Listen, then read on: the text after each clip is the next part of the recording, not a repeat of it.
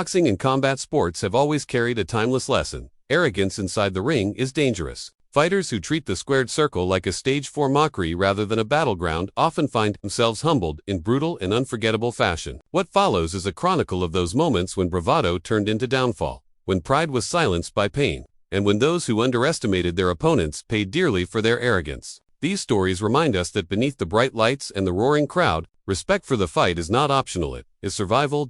It begins in Thailand, where a fighter named Kumani carried himself like royalty, convinced of his superiority. Against Albert Pereira, he strutted as if he were teaching a child, dropping his hands and mocking his opponent, taunting him with gestures that suggested he could not be touched. Kumani even danced in the ring, twisting and turning as if it were a nightclub floor rather than a fight. His arrogance swelled as he pointed to his coach mid-round, a man detached from the danger standing right in front of him. But arrogance is brittle, and it can shatter in an instant. Pereira saw the opening and struck with a crushing blow to the body. The shot landed flush on Kumani's liver, folding the cocky showman and leaving him gasping on the canvas. The dance was over. The laughter silenced. Pereira had punished disrespect in the harshest way possible, proving that boxing is not a theater for clowns, but a place where even a moment of carelessness can end careers. Half a world away, in Africa, the local fighter, Mazou, prepared to defend his unbeaten record against Brazil's Leandro Silva. At the introductions, Mazou carried the quiet confidence of a man who knew his craft, while Silva swaggered with arrogance, taunting, posturing, and dancing before the fight had even begun. Once the bell rang, Silva showed flashes of skill, flicking out punches without full commitment, as if humiliating his opponent was more important than defeating him. The crowd saw him shuffle and sway, even breaking into dance mid-round, treating the fight as though it were a performance for his amusement. But arrogance has a way of clouding judgment, and in the second round, Mazou's focus burned like fire. He waited for his moment, then unleashed a thunderous hook that sent Silva spiraling. The dance that began in celebration ended as Silva collapsed to the canvas, humbled by the very opponent he thought beneath him. Mazou stood victorious, a reminder that humility and discipline endure where arrogance falters. Few embodied arrogance like Ricardo Mayorga. Wild and brash, he lit cigarettes at press conferences, blew smoke in Shane Mosley's face, and even mocked Mosley's wife with disgraceful gestures before their clash. He reveled in disrespect, turning every stage into an opportunity to provoke. Inside the ring, Mayorga danced, gestured, and taunted Mosley, convinced his antics would break the champion's spirit. But for Mosley, this was not just another fight. It was personal, fueled by anger, dignity, and the desire to defend his wife's honor. Mosley's patience eventually snapped. With precision, he hammered Mayorga with punches until the moment came, a vicious left hook to the liver that left the arrogant Nicaraguan gasping in agony. The bravado that once defined Mayorga evaporated, replaced by pain and silence. Mosley's victory was not just about points or belts, it was justice delivered in the ring.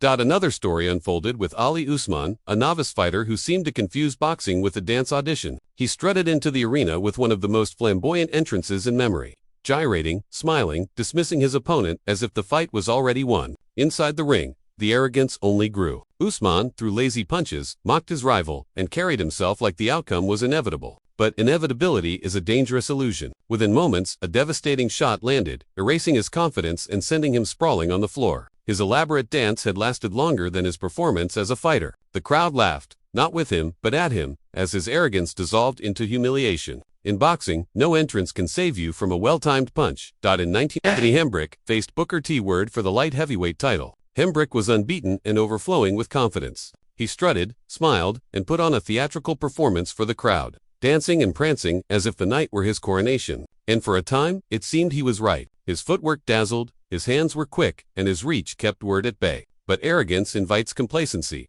and complacency invites disaster. Out of nowhere, Word erupted with the fury of a man tired of being disrespected. Like a storm, he overwhelmed Hemrich, pounding him until the cocky dancer crumpled to the floor. Hemrich struggled to rise, but Word smelled blood and unleashed a merciless assault. Knockdown after knockdown rained upon him, and only the referee's intervention saved Hemrich from permanent damage. His showboating had set the stage, but it was his opponent who delivered the final act, exposing the arrogance of a man who had mistaken performance for power. Years later, Broner would become the modern poster child of arrogance in boxing. Nicknamed the Problem, he reveled in his reputation as the sport's flamboyant troublemaker. Against Maidana, he mocked, danced, and even leaned in to kiss his opponent mid-round, a gesture that shocked the crowd. But Maidana was not amused. Every punch he threw was a lesson, each one harder than the last, breaking down Broner's defense and silencing his arrogance. Then came the knockdowns, brutal reminders that the ring is no place for comedy. By the final bell, Broner had been thoroughly beaten, his bravado replaced with silence and humility. Maidana not only won the fight but reshaped Broner's identity,